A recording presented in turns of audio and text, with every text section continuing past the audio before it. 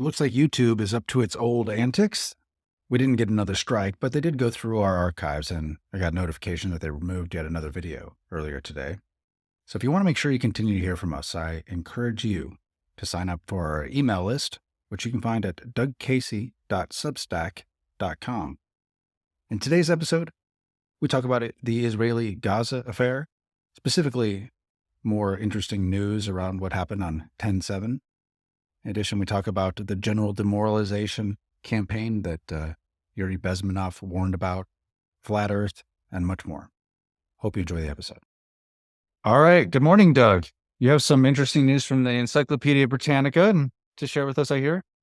Well, the Encyclopedia Britannica helps me stick my head above my silo to see what's going on out in the real world, at least as these people see it. So I was somewhat disappointed that they didn't report on anything happening with celebrities today. Oh. No important births or deaths or with celebrities. So, but apparently in world history, not too much has happened generally on today, the 15th of November. But I'll tell you what seems to have happened. First of all, Palestine was declared a state by Yasser Arafat on this day in 1988. And of course, since we currently have a dust-up going on in Israel or Palestine, whichever you want to call it at this point, so Arafat declares that Palestine is a state in 88. It's analogous to Israel having been declared a state in 1948. I mean, you get a bunch of people together and you have some guns, you call it a state. I mean, that's what the Israelis did, basically. And that's really just what they did. I mean, and that's what Arafat tried to do, but it worked for the Israelis. It didn't work for Arafat. And so Palestine has been a non-state since 1988, for what it's worth. How we can tie that into the current Hamas-Israel war, but yeah, I mean, to become a state, what has to actually happen beyond, having the guns and declaring it? Is it UN recognition that makes it official? Is that what it has to have? Or, I mean, how does it work? I think it's a recognition of other states is what has to happen. And when Israel was declared a state, I don't know who was the first to recognize them. Was it the U.S.? Let me see. Britain was early on because the legal basis for Israel being declared a state was the Balfour Agreement from the 20s, I think the 20s or the 30s, where the British, who had the mandate over that part of the Turkish Empire, Ottoman Empire at that time, said, yes, the Jews should have their own state. And I think that's where it started, and that's the legal justification for it. And maybe Arafat declared that Palestine was a state when he won a Nobel Peace Prize with Ehud Barak and some other Israeli big shot. And then Clinton had them shaking hands together in the Rose Garden. All these things. That's a jumbled mess. And to be honest, I don't keep the time sequence and who shot John, as it were, straight, because this is all going to end very badly. No matter what these people do at this point, it's just going to end badly. Even if the current thing in Gaza goes away after a while, it's going to come back. I don't know how it can not. It looks like the Soviet Union was the first to recognize Israel on May 17, 1948, followed by Nicaragua, Czechoslovakia, Yugoslavia, and Poland. The United States extended de jure recognition after the first Israeli election on January 31st, 1949. Uh-huh. Okay, then everybody else recognized it. I don't know if anybody recognizes Palestine as a state. I mean, the other Arab or Muslim nations must recognize Palestine as a state since it was declared as a state on that on that on that date in 1988. The state in 1988. Yeah, it says, I'm just searching, it says eh, officially the state of Palestine is a partially recognized sovereign state. It was founded in 1988, as you suggested. And let's see, as of April 22nd, or as April 2022, 139 UN member states have recognized Palestine as a state. Oh, isn't that interesting? But it's a state that isn't really like a real state. It's not a member of the United Nations. It doesn't have an official army, although maybe Hamas or Hezbollah are two kind of semi-official armies. Yeah. But I mean, can they issue passports, that are recognized for travel? It sounds like they can't. I don't know, maybe within those 139 recognized states. I've never seen a Palestinian passport, but, this whole thing with Israel and Gaza, yes, I guess elements of Hezbollah are, sending rockets out and firing rounds into Israel on the Lebanese and Jordanian borders. Okay, that happens all the time or sporadically.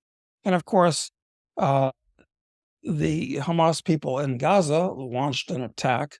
And incidentally, we were talking the other day about all of the hundreds of vehicles that looked like they'd been firebombed, basically. Yeah. I happen to subscribe to both Haaretz and Times, and I don't read them thoroughly. I read the headlines, and there was never in either of those two major Israeli publications any acknowledgement of these hundreds of vehicles that were destroyed and why they were destroyed. Because if they were destroyed, who the hell knows what the facts are? Because small arms fire isn't going to create the kind of chaos that those other pictures showed. So why aren't these major Israeli publications having a discussion about what happened to all the cars that the people that went to that rock festival drove there? Right. Yeah. I don't know. Yeah. There's the other interesting thing I saw recently about Israel is that Netanyahu suggested that that it was like that what happened on October 7th was an internal security thing lapse that they allowed to happen in order to undermine him. Did you see that? No, I didn't see that. But of course, he's in a lot of domestic trouble anyway. So who knows? I'll tell you something else. It's that whenever you look reporting on what happened on the 7th in Israel, they talk about, and I'm talking about these two publications. One says at least 1,200 Israelis were killed, and the other one says at least 1,400. So which is it, 12 or 1,400? And I thought that the Israelis would have a pretty good idea of how many people died. I mean, where are the bodies? I mean, the Israelis, pretty precise people, they would count the bodies. But when Gaza casualties, they're down to the last person killed, but it's 1,200 or 1,400 day after day in these two publications. I'd like to know which it is. Who's doing the counting? This is crazy. That's a good question, Doug. I don't know. It does seem fishy to me, but It's all fishy. And Israel isn't under attack. It will be under attack. I mean, we could have a nuclear war when, if not Pakistan, if not Iran, who has nuclear weapons, I understand. Who knows? But people that know about these things say that they do. And of course, any Arab or Muslim state can get nuclear weapons. I mean, for Christ's sake, if the North Koreans can get them, I mean, anybody can get them, frankly. So it's going to end badly that way. But right now, Israel, this is a world crisis, obviously a world crisis, but Israel's not under attack. They had a really bad day on the 7th with 1,200 or 1,400 people killed, whichever the exact number is. But Some maybe by friendly fire. very likely, but who knows? And but this is a world event where Israel's not actually under attack, and if they are, it's by informal groups that don't have tanks or real ballistic missiles. They got crappy little rockets. Anyway, It's going to escalate though to more people about that. who are using real ballistic missiles, and Yeah. way they're going.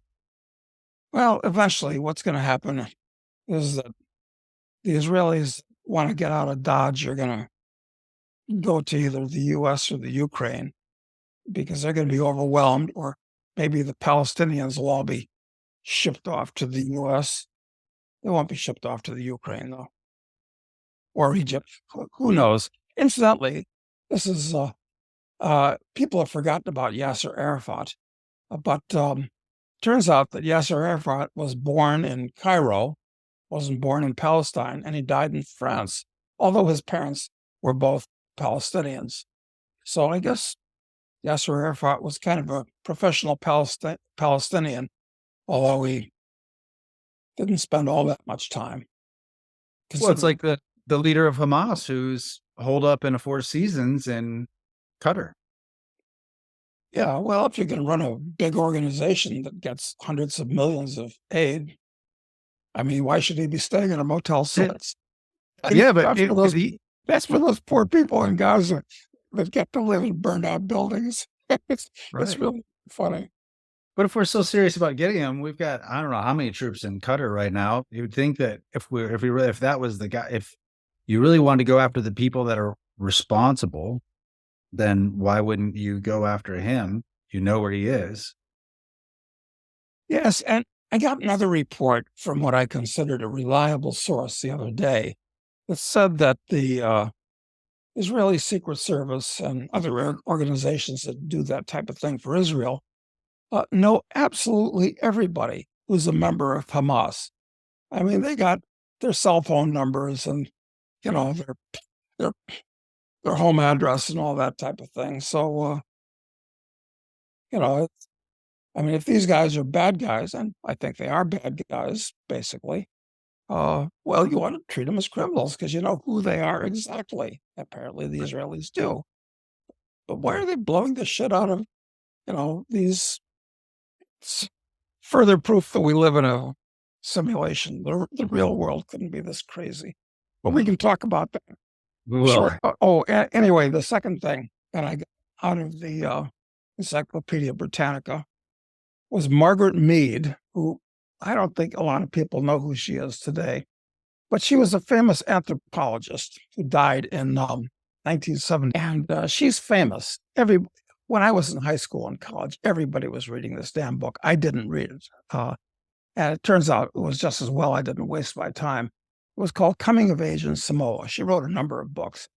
And so anyway, based on her studies of Samoan people and people in Papua New Guinea, she, I think, jumped to all kinds of ridiculous conclusions. At one point in my life, I thought this was after I wanted to be an archaeologist. And my idea of being an archaeologist was being a tomb raider, yeah, of course. Build and run. And that playing around with stuff with the toothbrush for, months on end. But then I thought, oh, it'd be fun to be an anthropologist because they get to go to all these primitive places and, exotic people, jungle and stuff like that. So anyway, since I've come to the conclusion that anybody who is an anthropologist, which is a soft science, it's like sociology or political science, or it's that kind of a science. It's kind of a semi-real, semi-hard science. So Margaret Mead, very famous, was a kind of a notorious leftist. She had all the appropriate opinions on child rearing and sexual behavior and race relations and drug abuse and population control and oh God, the rest of these things, pollution and world hunger, the whole panoply of things. So anyway, she died back then, and I guess she's basically forgotten, except in leftist circles where she's still kind of a goddess or an icon or whatever. Anyway, that's what happens. That's when she kicked the bucket, Hmm. what it's That's worth. 1978. Okay. 78, this day. Anyway, I mean, that's kind of obscure. It's not, this is not even like a 50th anniversary exactly. I mean, it's just, why pick Margaret Mead today? Will they pick her again next year on November 15th? I don't know. Anyway, blast from the past. I'm sure some people listening to it have heard of her. Um, she was quite a, what do you call that? A public persona or a, media commentator or influencer in those days. Hmm. And then the last thing that I picked out from the encyclopedia was on this day in 1630, Johannes Kepler died. And okay, so Kepler was in the same grouping with Tycho Brahe and Galileo and Copernicus. They're all in the same era, all doing things in astronomy and the planets. Okay, that's great. Okay. Now, the reason I picked that out of the other things that happened today on encyclopedia is because this morning, of all things, my wife was listening to an interview with Roseanne Barr. And I'm a fan of Roseanne Barr because she's very funny. She's rather crass and coarse and mouthy, but she's funny. And her values are generally, I think, on the right side of the barricades. So anyway, here's the thing. She's on this interview with some guy I'd never heard of before who's got a podcast. Okay, so there's Roseanne. And somehow or other, they start talking about flat Earth theory. Well, this is kind of interesting because I've heard of flat Earth theory. Most people probably have, but I was always under the impression that there were like 5 or 10 loudmouth people in the world who were promoting it. Nobody really believed it. I mean, seriously. But the interviewer, the guy who was interviewing Roseanne, got off and was explaining it to Roseanne, how flat Earth theory works. And it was fascinating. And it turns out that the world is surrounded by, and this is real. This guy is not stupid. I mean, he talks coherently. We're surrounded by a 200-foot wall of ice, and there's a lake that we're in the middle of. And, oh God, what are some of the other things? And then Rosanna asks, well, how do you know that? And he says things like, well, I mean, he's got some facts correct. Hmm. He mentioned the world has a 25,000-mile circumference. Well, that's interesting. That's a scientifically verified fact. Yeah, so he mentions that. And he says, well, when you're walking, you should constantly be going down. Because if you look at a ball and you're walking on it, it's kind of going down all the time. So he mentions that as proof. And then he says, it was bizarre. I can't replicate. I mean, maybe some of these arguments that they make, but I've heard them. Yeah, there's something about, I can't remember exactly what they say the distance should be, given that circumference. It's something like, 6 inches per mile. Is that that it should be? I think it's, yeah, something like that, 6 or 8 per mile. And so you should be able to observe the curve at a certain point.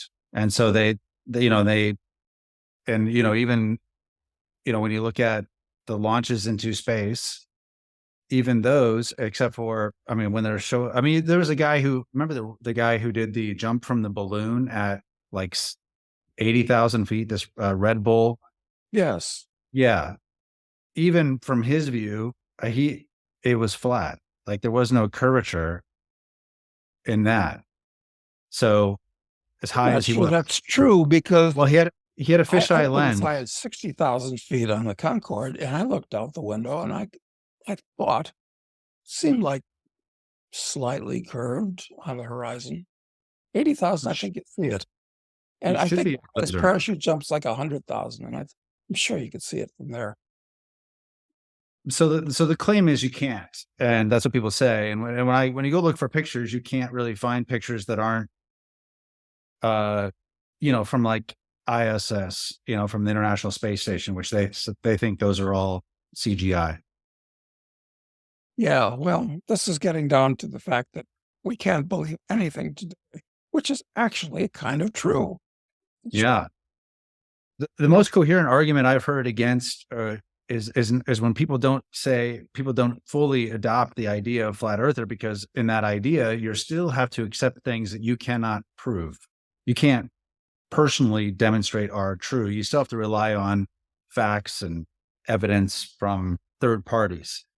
And that's the biggest argument against the globe earth theory, is that you're relying on, you can't see it yourself, you can't detect it yourself. Instead, you have to rely on what experts show you. And given the fact that certainly the last 5 years, I think experts have been discredited, the flat earth idea has gotten a lot of traction because of the idea that all faith in institutions is going away. All these people who say, no, just trust us, this is the way it is.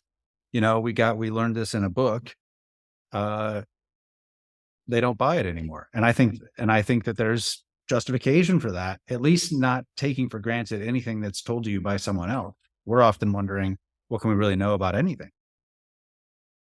It really becomes a philosophical problem. And of course, we can start from the basics and, we can say, well, I think it was the 3rd century BC. I forget which was, I forget who the ancient Greek was that proved this. Oh, God. That, you know, the sun came straight down a well at Athens and and it was at an angle at exactly, and I forget how he figured it out, that the earth was round, and he took a guess based on the distance that he knew between Alexandria and Athens, that the earth really was round A, and it was about 25,000 miles in circumference B, just by doing very simple trigonometry. So It was Pythagoras. was it Pythagoras that figured that out? Yeah. Oh, well, No, actually, no. He was the mathematician who believed to have first proposed the idea. However, it's not until 240 BC that another Greek mathematician, Eratosthenes. Eratosthenes. Yes. Yeah, that's who did it. Right. Okay. But so you can go back that, but I'm not sure I could prove it, even though some ancient Greek did it 300 years ago. How do you argue with these people? Like, I had a friend in Aspen that he was a reasonably intelligent guy. We were friends. I mean, he was a decent guy. And he was convinced that, forget about the flat earth. This is a different theory. Hollow earth. Oh, Hollow yeah. earth. Where someplace in the Arctic you can enter, and there's all kinds of strange things in the hollow earth. And I remember another friend of mine that I guess I've met some of these people, that he was pretty high, reasonably high IQ, and he was very street smart, but he was uneducated. And he was convinced that people lived at the same time as dinosaurs, but the dinosaurs are dead. People just like us were alive then. So I guess the public is pretty illiterate, but I don't know who the public is. I mean, because we all live with our little group, and Right. I mean, I think the public is generally illiterate for sure. I think they're generally unaware of even what's happening in their world right now. Even I think in unless it directly affects their daily motion, I think most people are unaware that the Fed exists. They're unaware of how inflation occurs. I mean, they're unaware of real basics. So these harder questions that are much more complicated to come to, I think the answers for, I think, is they have no clue and they just take what's fed to them, like everything else. Yeah. And if you hear it on TV or, yeah, further proof that there's actually no hope. The powers that be are going to do what they want to do, and the average person, well, you don't want to be the oddball that, yeah, it's anyway. Before we Should started, you mentioned Yuri Bezmenov. should we read the encyclopedia? I mean, should we read any books? Quite frankly, because we were talking about earlier, I'm a great believer in firsthand observation, and sometimes you can't believe your own eyes, but I tend to believe my own eyes, unless I'm dealing with David Copperfield or David Blaine or one of those guys. Then you can't Right. believe this. Yeah, I think that you mentioned before we started recording about Yuri Bezmenov, his four-step supposed the Soviet plan to take over the US and from the inside. And it was demoralization campaign was first. I don't remember what was after that. Demoralization, which he estimates takes 20 to 30 years, and then was destabilization, which that's the stage we're in now. Everybody's completely demoralized, don't know which way is up, we don't know what to believe, we don't know who's on first. So now we're getting to destabilization where you have, riots and violence and strange people being put in office. And he says, as I recall, that takes 1 to 2 years of that kind of thing. And then you're ready for crisis where the shit hits the fan. And because everybody's demoralized, that the bad guys who've been setting this up will win. And then we have stage 4, normalization. Hey, this is the way things is. And they're basically always this way. So get used to it. Yeah, well, I think the whole idea of the people that like flat Earth movement is taken on.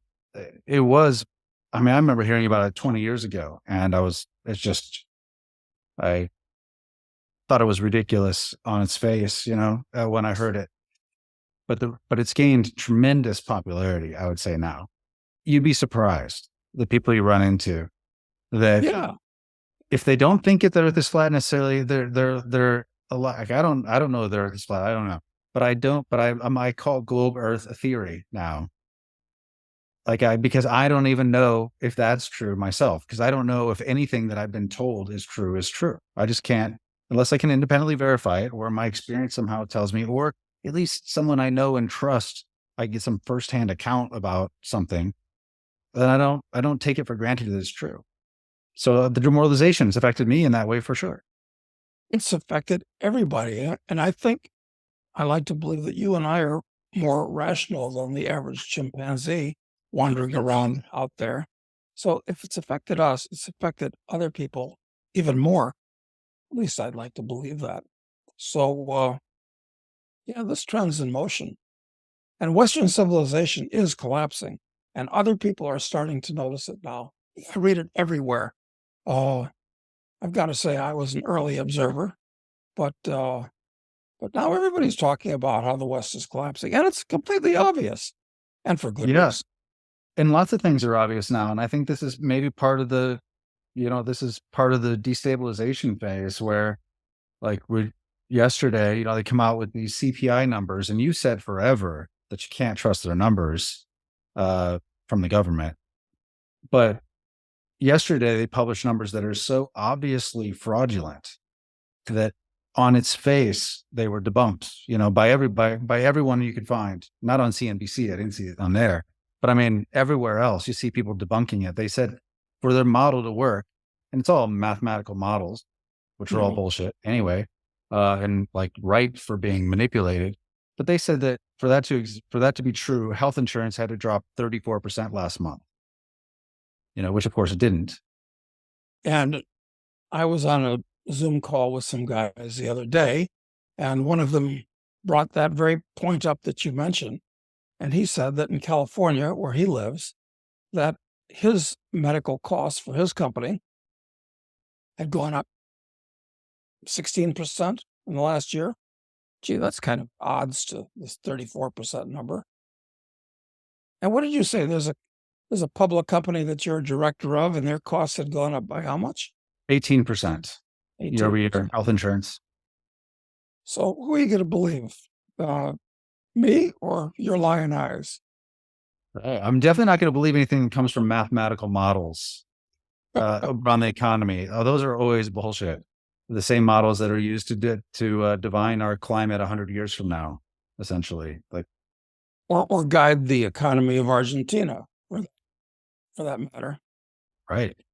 And incidentally, we should mention, not that it's going to be relevant to many people listening, but this Sunday is the election between Massa, who's an old-line Kirchnerite Peronist criminal, but very slick, and and Relay. Malay. And at this point, I don't know. It's a guess. All I know is what I hear other people that are apparently who the hell knows. But I think Malay's going to win. The latest poll I saw from a Mexican polling firm that accurately predicted not the primary, whatever the election was before this, was that Milei would win. So I'm hopeful he will. That'd be great. And the question is how close to stopping everything that he wants to do will the deep state in Argentina come? And since he doesn't have very much power in the Congress in Argentina, either the Senate or the House, he can't get anything done legislatively, and they'll stop him. So anyway, it'll be a disaster. Good ideas, good shot, nothing will change. And as things get worse because he can't do anything, people say, see, free market ideas, ANCAP ideas, they don't work. Let's go back to acting like Mussolini fascists, which is the model for Argentina, incidentally. Yeah, that's unfortunate. I hope you're wrong about it. I hope he wins, and I hope he does some things that he doesn't have to do a lot to turn it around. I mean, there's so much pent up potential in that country, so much capital and human capital, if nothing else, all the agricultural resources they have. If you just get some things out of the way, things would improve. Yeah. And maybe the military in Argentina, which is not very powerful anymore, used to be powerful, but not anymore, since his vice president, who's a lady, I forget her name, is a defender of saying that during the 80s, when there were supposed to be, some say, 30,000 people that were killed by the military in those days. And she's defending him, saying, no, it wasn't nearly that bad. Maybe the military will be on Malay's side, just because. And yeah, who knows? I mean, there's always possibility that things might work out. Yeah, well, I know that Massa plans to implement a CBDC in Argentina. I saw a plan for that the other day. So if this is the current finance minister who is running opposed to Milei, so if he wins, you can be sure things are going to get worse because he's the architect of the 154% inflation this year. It's going to be a total disaster. It means that at least the good thing that keeps the Argentine economy going is the fact that everybody deals in black, with stacks of peso notes, but it's undisclosed and untaxed. But if he tries to solve the inflation problem with Jesus, the Argentine economy really will collapse at that point. That's an excellent observation on your point about the CBDCs. If he does that, then that you can't use currency anymore, and therefore everything will be taxed, and the Argentines will really be screwed this time around. Hope it doesn't happen. No, I So it, hope that doesn't happen either. I mean, okay. I mean, I guess if it doesn't it can basically write off all the money I put into Argentina. I I thought guess you did it mentally a long time ago, though. You mentally wrote it off already. I have mentally written it off. Yeah, but I'll be able. It'll be like two friends of mine, one of whom was Carl Hess, who used to be famous, but nobody remembers him anymore. Uh, Carl and my other friend bought a piece of land in Zimbabwe back in the 70s when it was Rhodesia. Well, yeah, you can write that off. I mean, they may have title to it, but I promise you, they're not going to be able to. Yeah, the same thing with Argentina. So screw it. Fido, fucking drive on. Carl Hess was the guy who they went after him really hard for the government did, right? And he had to became a welder, only did barter because he owed them so much money or something. Is that right? That's exactly right. And he used to live in Washington, D.C. for a while and grew trout in his basement. And Carl really became famous because he was Goldwater's speechwriter. Hmm. And in the 1964 election, Carl coined the phrase that Barry Goldwater used, which was extremism in the defense of liberty is no vice, moderation is no virtue. I'm not getting his phrase right, but it was well written. And Goldwater used that. And of course, the criminals in the Johnson administration, you know, showed nuclear bombs going off and all that. We'll start. Right. That's the famous where we have like the girl picking like flowers in a meadow or something. That's right. That's Yeah. right. And of course, Bubis Americanus voted for Johnson. And what do you know? Johnson starts the Vietnam War. So, I mean, there's really no host because I think they're more stupid, more corrupt than they were back then from a political point of view. I think so too. What's the story on how the government went after Carl though later? Like, do you remember what that was? No, I don't, because the last time I saw him, he was living in, a small, actually, it was a semi underground house that he built himself in West Virginia. But I don't remember exactly what happened. Have to Yeah, I research. think I just remember reading something where he went totally off grid, stopped using money because he couldn't have any bank accounts and he couldn't have Yeah, any yeah, I think money. that's, yeah, I think that's all true. There's And he so would many other like things trade about his Carl. welding services. Yeah, that's right. Because that's what people asked him what he did for a living, and he was a welder, and that's what he actually did. And I think he first was it before or after the Goldwater thing. He became famous because when Playboy magazine was a big deal, their monthly interviews, which was the justification for males buying Playboy. I forget about the pictures. I buy it for the interviews because they did great interviews with Hmm. interesting people. And they did an interview with Carl where he explained libertarianism back then.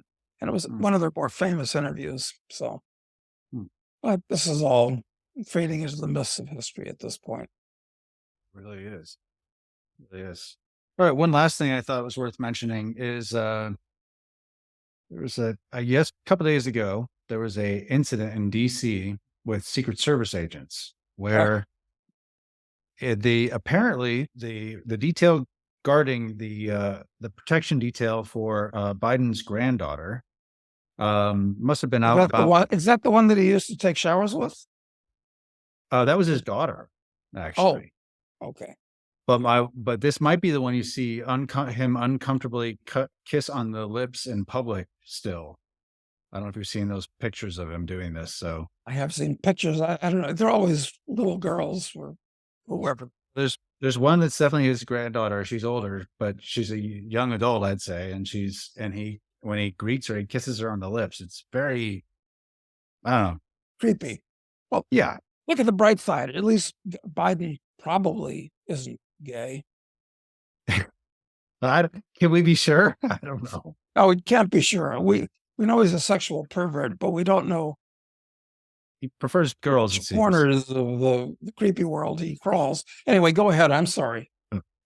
So apparently, I mean, maybe it was her, maybe it was another granddaughter I'm unaware of, but apparently her Service detail came upon people breaking in to a car that was a unmarked Secret Service car. I presume it was their vehicle, like they were returning to that vehicle, came across, um, they say, they think 3 individuals that were breaking into that car, and one of the Secret Service agents opened fire on them, and they got away. So I find this situation very interesting for a couple of reasons. One, shows how the crime is getting, because this was in Georgetown, the crime is getting so bad that, you know, that people are breaking into Secret Service vehicles or attempting to. It's rather bold because if you live in or around Washington, you can pretty well identify a government vehicle. Suburban, right? All windows Yeah. black. I mean, yeah. So there's that, which is surprising. I mean, just shows how things are going. And then the idea that these guys seem awfully trigger happy to start, in a Georgetown neighborhood, which is there's a lot of pedestrians around there. People at risk to open fire at the assailants or the people attempting to break in. I was surprised by that lack of discipline.